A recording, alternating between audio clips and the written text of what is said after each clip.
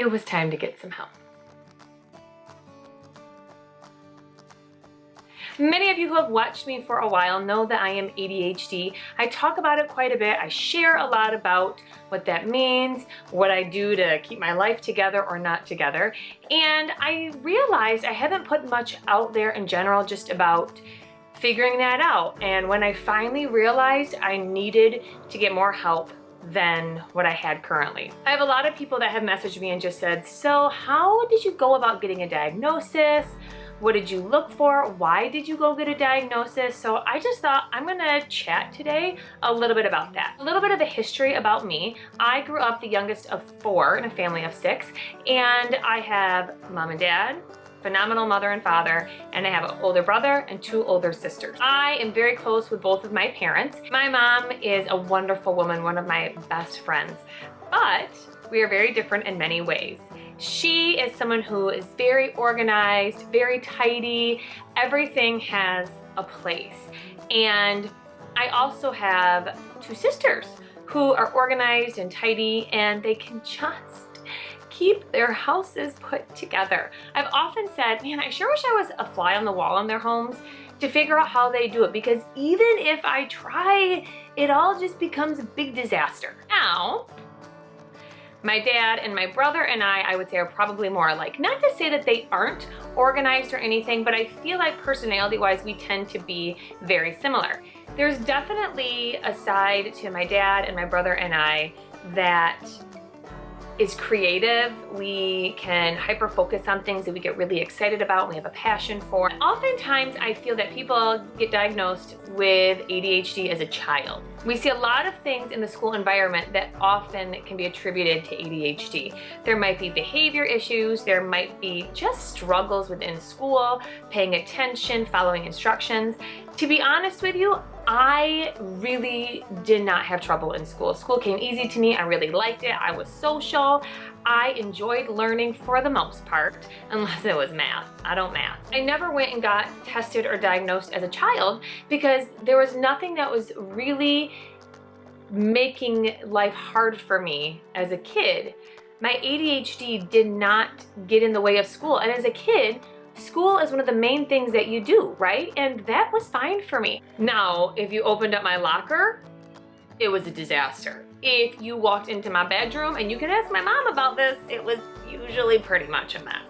There's definitely parts of my life that I was more organized on than I am now, but still, nothing major at that time in my life was really suffering because of my ADHD. For me, things became an issue when I started having kids. The reason I think that this is because I had so much more that I needed to keep track of. When I was a kid in school, when I was in college, when I was engaged, I only had to keep track of myself. So it really didn't affect everybody else. Even when I was first married, for Paul and I, it wasn't a huge issue that I wasn't overly organized and tidy because there wasn't constant messes all the time. Once I had kids, things became a different story. Aside from the messes that kids made, I had to also keep track of not just appointments for myself, but now appointments for my kids. And once my kids got to school age, now I had to start keeping track of all of these different papers and assignments and things that had to be sent back to school. Lord bless the teachers of my children, because they have a lot of grace on me. It was after I had my second child that I realized this is just becoming overwhelming, and I'm trying to stay on top of all of this, and my husband's getting frustrated with me, and I'm losing all these things that my kids have, and I cannot keep myself together. Interesting, because for me, mismanaged ADHD presents itself as anxiety. Let me talk a little bit about this. Somebody once explained to me that their ADHD was like having 20 TVs on all at once. And she was trying to watch all of them. And keep track of what was going on. And let's be honest, if you have 20 TVs and you're trying to follow the storyline of all of them, you're not gonna know really what's going on with any of them. I could so relate to that because that's what my life felt like all the time. I felt like, and I still feel this way often, I have all these different areas in my life and I'm trying to keep track of all of them and I'm trying to watch them all at one time and I don't know how to focus in or which one to focus in on and which one to start with and which one is most important. I can't prioritize well. There was finally a moment where I remember thinking, I want my brain to do things differently. I want my brain to be like hers. I don't want it to be like this. I wish organization came easy for me. And at one moment, I remember thinking, I don't know what is wrong with me. And that sucks. The fact is, there's nothing wrong with me. My brain just operates differently than somebody without ADHD. And looking at it that way, I remember my mom saying to me one time, Betsy, don't look at your sisters and don't look at me and think, man, what's wrong with me? You know, these are their gifts. They have a natural gift for being organized and being tidy and being able to throw things away. It was just something they're good at. And I'm not awful. I don't live in squalor. I don't live in a disaster by any means. I definitely have a little bit more of a system to my house than that. I do realize that there is just a lot of the way that my brain operates that makes it hard to keep things in a certain spot and to keep track of things. And I just watched all these other people always have it together, and I thought, oh, I wish I could do that. I remember my mom saying, Betsy, let's talk about your gifts. You are smart. School came super easy for you. You didn't have to work that hard in school. You are creative. You love to try new things and to be creative and to put things out on social media. I like to gather people around a good cause and to promote things to help somebody else. And thinking about it through that perspective was really good for me, because I don't ever want to think that there is something wrong with my brain because I have ADHD. It was just a good reminder for me that ADHD isn't necessarily a bad thing. It's just sort of the way my brain operates. No, my brain is not broken. There isn't something wrong with it. It just does things differently. And there's a really good side to that, but then there is also the negative side to it. That is when I finally decided I needed to get help outside of what I was doing for myself. What I ended up doing was just calling my primary care doctor, and I met with her, and she said, hey, if you want to do anything about this, you got to first get the official diagnosis. So I made an appointment at a local mental health facility here and had a pretty extensive testing. I tested for quite a few hours that day. And then there is a follow-up after that where the psychologist chatted with. Getting tested was so eye-opening, and then meeting afterwards to talk through my results was so powerful for me. I often say that knowledge is power, and this 100% was the case. It was really great to just talk through the way that my brain operates, and it was really cool to look at the test that I took and my results, and to take that and then learn, okay, now how does this relate to what I do on a daily basis? One really interesting thing that I found out was that when my brain is not constantly stimulated, I get bored and I check out, and it actually doesn't work as well, which is why I often have to do more than a few things at one time. If I have the TV on, I probably usually have a computer in my hand or my phone, or I'm doing something else. If you were to look at my program for church, it is doodled all over. And it's not because I'm not paying attention or I'm bored. It's literally the way for me to make sure my brain stays paying attention to what is being said. So I just doodle. I got markers, I just doodle, I got flowers and swirlies and all sorts of pretty things. If you would have seen my notes in college, you would have thought I was a kindergartner in those classes. The next thing that happened after I got a diagnosis was that I really could take that information and dive deep into what I could find out about the way that I think. I got some books, which, I mean, I finished some of them, not all of them. For me, it felt like power. I know some people don't like to get a diagnosis. They don't want that stigma. They don't want that attached to their name. For me, it was no different than for me to say, I'm Betsy Thompson and I'm a woman. For me, I'm Betsy Thompson and I have ADHD.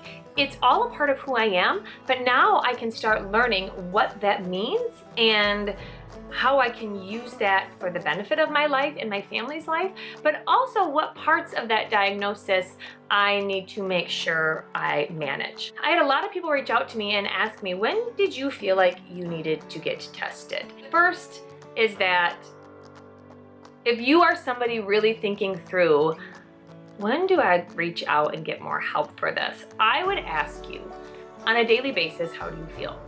I know for me, as I said, for myself, my ADHD presented itself as anxiety when it wasn't managed well. That meant that if I had a whole bunch of things on my plate and I had a lot of things I had to get done and I didn't have a lot of time and the kids were screaming, my anxiety level was through the roof and I then would shut down. If I had a lot of things to get done, ironically, I would do none of them because I didn't even know where to start. My anxiety level was so high and I couldn't prioritize. And in turn, what happened was I became really edgy with people around me. I found myself snapping at my kids, so then I was feeling like a not so nice mom. And even it was like the minute my husband walked through the door, I was edgy because I'm trying to make dinner and these kids are all around. And it just was a moment where I thought, it has to be better than this. And I don't want to feel this overwhelmed all the time.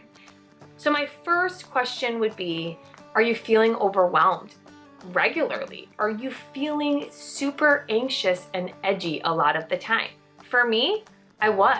The next question I would ask is, what sort of impact do you feel your behaviors have on others in your life? I started thinking through that, I'm not taking care of the house how I want to take care of the house. And I know that that can be a stressor when there's a big mess around.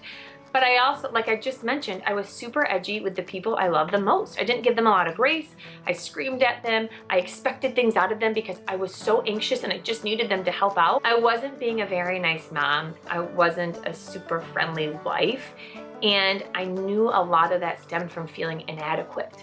I felt like I couldn't keep up, and I started feeling like I can't keep up and it's your fault because you made a mess or you came home late and now it's all your fault. And I would snap at these people because my anxiety level was so high. Yes, I mean, obviously that happens when you're married and you have kids.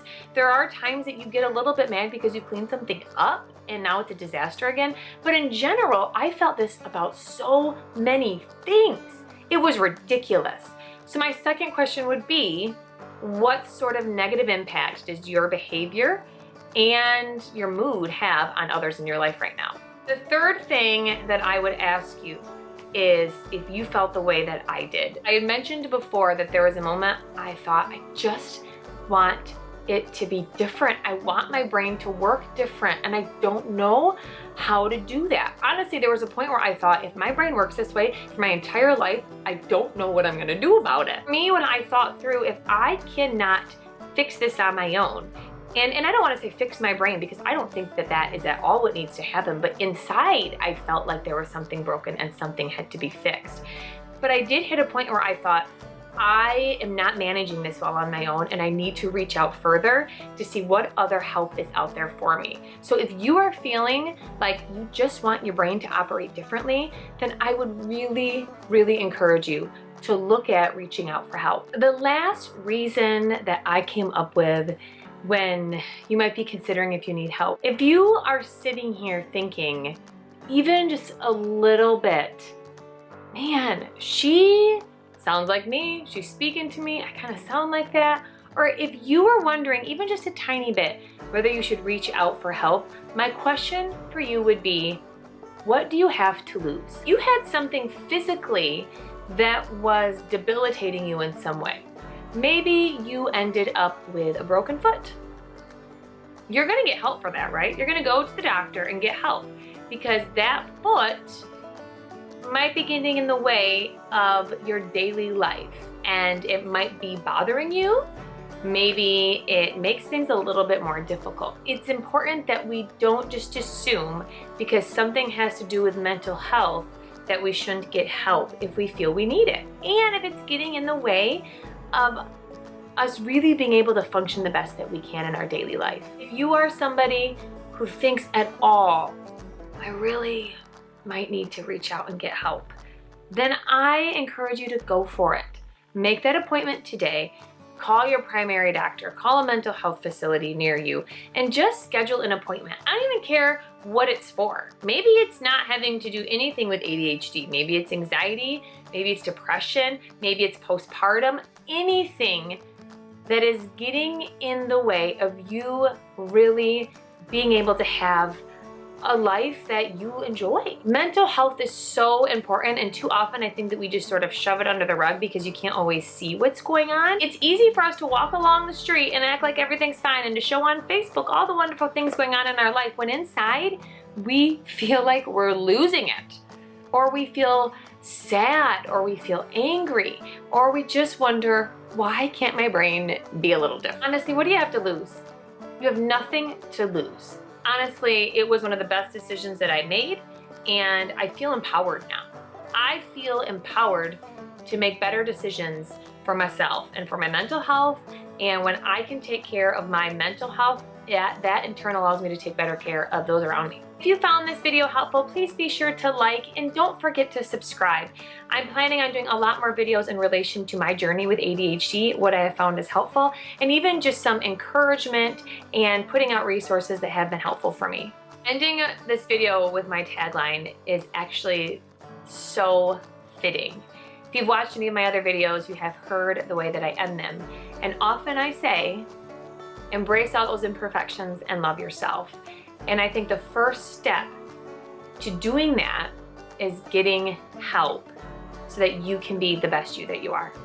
Thanks, everybody. There was a fly. Talk about ADHD.